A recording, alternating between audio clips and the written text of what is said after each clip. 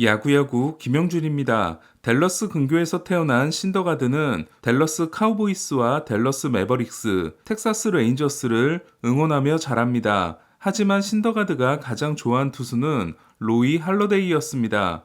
처음에는 평범했던 신더가드가 정상급 고교 선수가 된 것에는 데이브 왈든 감독의 부임이 결정적이었습니다. 신더가드의 잠재력을 알아본 왈드는 신더가드에게 특별 식단을 짜줬고, 신더가드는 하루 3끼 외에 땅콩버터와 젤리가 들어간 샌드위치를 2번 더 먹고 자기 전 우유를 폭풍 흡입합니다. 그리고 알든이 짜준 웨이트 프로그램을 충실히 따라갑니다. 그 결과 키가 1년 만에 10cm가 자란 신더가드는 빠른 공을 던질 수 있게 됩니다. 하지만 텍사스는 특급 고교 선수들이 넘쳐나는 곳으로 미국에서는 아들이 야구에 재능을 보이고 이사갈 형편이 되면 스카우트들이 많이 방문하는 지역으로 이주하는 경우가 많기 때문에 캘리포니아, 플로리다와 함께 메이저리거의 3대 배출지인 텍사스에서 신더가드는 주목 대상이 아니었습니다. 토론토의 텍사스 담당 스카우트였던 스티브 밀러는 어느 날 다른 스카우트들 없이 혼자서 신더가드의 경기를 보고 있었습니다. 당시 밀러는 신더가드의 이름을 신더글래스로 잘못 알고 있었습니다. 그리고 87마일로 경기를 시작한 신더가드가 94마일로 마무리하는 모습을 보고 구단에 보고를 합니다. 지역 토너먼트에 나선 신더가드는 2라운드 경기에서 10K 경기를 하고 타석에서는 말로 홈런을 쳤으며 8강에서는 15K를 잡아냅니다. 그리고 준결승에서는 14K 노히터를 아웃카운트 하나를 남기고 놓치게 됩니다. 그리고 모든 팀들이 신더가드의 존재를 알게 됩니다. 할러데이가 필리스로 떠난 첫 해였던 그해 토론토의 신임 단장이었던 알렉스 앤소폴로스는 11순위 지명권을 댕 맥과이어에게 쓰고 3장의 샌드위치 픽으로 에런 산체스, 노아 신더가드, 애셔 와저하우스키를 뽑습니다. 본인이 1라운드에서 지명될 거라고는 상상도 못했던 신더가드는 할러데이의 팀이 자신을 뽑은 데 감격했고 슬롯머니보다 낮은 계약금을 받아들입니다. 하지만 신더가드는 토론토에서 데뷔하지 못하게 됩니다.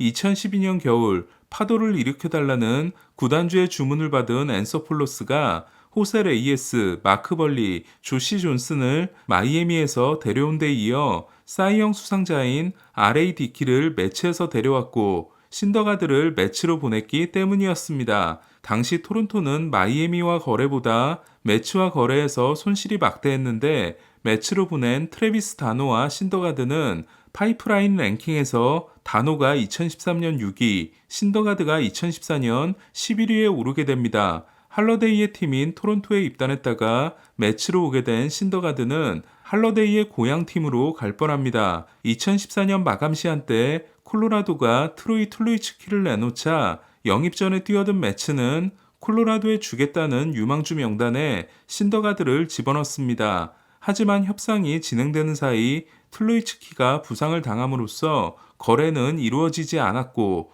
1년 후 툴로는 토론토가 데려가게 됩니다. 제가 학교를 다니던 시절은 교사의 폭력이 당연하던 시절이었습니다. 지금도 끔찍한 기억으로 남은 중학교 때 음악 선생님은 여러 종류의 매를 가지고 다녔는데 하나하나마다 이름이 붙어 있었습니다. 예를 들면 너 한니발로 맞을래? 맥가이버로 맞을래? 하는 거였습니다. 학생들 사이에서는 어떤 게 가장 아프고 어떤 게 덜 아픈지가 늘 토론의 대상이었습니다. 신더가드는 자신의 글러브에 자기가 좋아하는 캐릭터의 이름을 새겨넣는 게 독특한 루틴이었는데요. 영화 로키포의 소련 복서인 드라고, 브레이킹 배드의 하이젠버그, 워킹데드의 닉 그라임스 등을 자수로 박았던 신더가드는 메이저리그 데뷔를 앞두고 토르로 교체합니다. 헬로윈 당일에도 운동을 한 신더가드는 토르의 복장을 하고 역기를 드는 모습을 본인의 소셜미디어에 올렸는데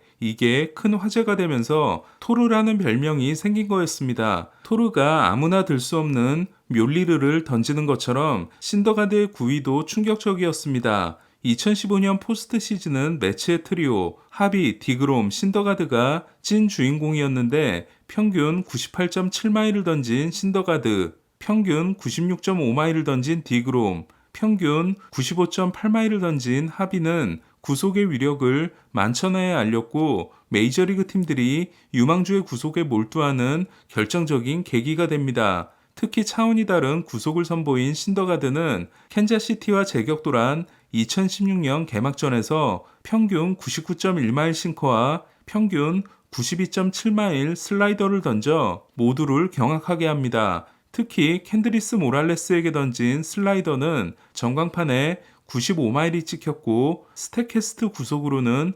95.9마일이 측정됩니다. 신더가드는 6회 모랄레스와의 승부에서 초구로 96마일 슬라이더, 2구로 94마일 슬라이더, 3구로 93마일 슬라이더를 던져 3구 삼진을 잡아내게 됩니다. 신더가드가 던진 인간의 영역을 벗어난 슬라이더는 제구까지 완벽해 그날 잡아낸 6개의 슬라이더 삼진은 탄착군이 지금 보시는 그림과 같았습니다. 하지만 신더가드를 기다리는 건 아스가르드를 잃은 토르처럼 밝은 미래가 아니었습니다. 토론토 스카우트가 잘못 알았던 것처럼 신더 글래스가 되어버렸던 건데요. 2016년 극한의 구속으로 183이닝을 던진 후 문제가 생기기 시작한 신더가드는 2017년 개막 후 한 달 동안 물집 부상, 햄스트링 부상, 이두근 부상에 이어 광배근이 파열되는 부상을 입었고 5월이 시작되기 전에 사실상 시즌을 끝냄으로써 30이닝을 던지는 데 그칩니다.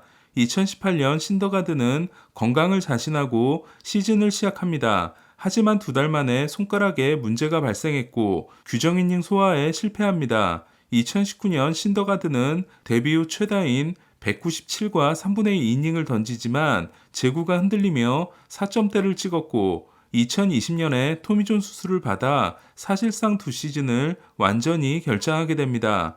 2021 시즌을 마치고 매치와 결별한 신더가드에 대해 부상으로 점철된 커리어를 가지고 있음에도 많은 팀들이 달려들었고 에인절스가 1년 2,100만 달러 계약으로 데려갑니다.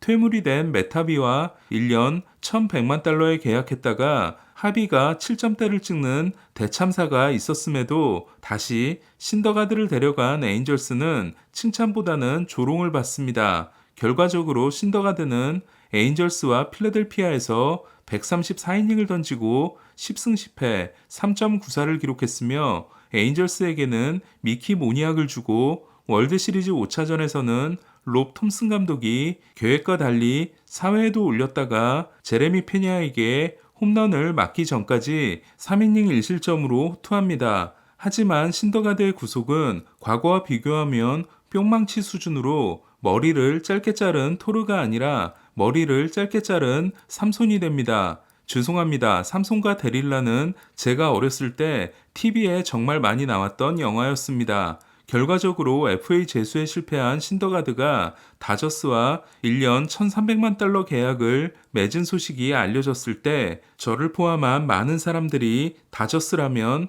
신더가드를 살려낼지도 모른다고 생각했는데요. 현재 스프링 캠프에서 들려오는 소식은 기대를 가지게 하기에 충분합니다. 지난해 정규 시즌과 포스트 시즌 내내 단 8개의 96마일 공을 던졌던 신더가드가 벌써부터 96마일을 찍고 있다는 겁니다. 스프링 캠프 초반에 96마일을 던진다는 건 정규 시즌이 시작되면 그보다 더 빠른 공을 던질 수 있다는 걸 의미합니다. 디그롬과 달리 몸에 불편함이 전혀 없는 신더가드는 어제 불펜 피칭을 한 데 이어 이틀 연속으로 불펜 피칭을 했는데요. 스몰츠와 디그롬의 조언에 따라 평지 피칭을 건너뛰고 불펜 피칭만 하기로 결정한 신더가드는 그동안 정말 싫었던 평지 피칭을 구단이 시키는 대로 했지만 이제는 본인에 맞는 루틴을 가지기로 했고 아무 간섭도 하지 않고 있는 다저스가 감사하다는 말을 했습니다. 이에 신더가드가 정말 부활한다면 다저스가 신더가드를 살려낸 비결은 자기 마음대로 하도록 놔둔 것일 수도 있습니다. 그리고 어쩌면 1,300만 달러를 받는 신더가드가 텍사스가 3,700만 달러 연봉을 5년 동안 주기로 한 디그롬보다 더 좋은 활약을 할지도 모르겠다는 생각이 듭니다. 디그롬은 커쇼, 스트라스버그와 같은 1988년생인 반면 신더가드는 디그롬보다 4살 어린 1992년생입니다. 다저스는 마이너 계약을 맺고 초청 선수로 참가한 헤이워드 역시 큰 주목을 받고 있는데요. 스윙을 완전히 뜯어고친 헤이워드는 로버츠 감독으로부터 개막 로스터에 들 가능성이 높다는 이야기를 듣고 있고, 헤이워드의 새로운 스윙을 본 프리먼은 그가 왜 1라운드 선수였는지를 알게 될 것이라고 했습니다. 피처리스트의 알렉스 페스트는 지난해 이루수와 유격수가 이동하는 내야 시프트를 통해 추가 아웃을 가장 많이 얻어낸 투수 순위를 발표했는데요.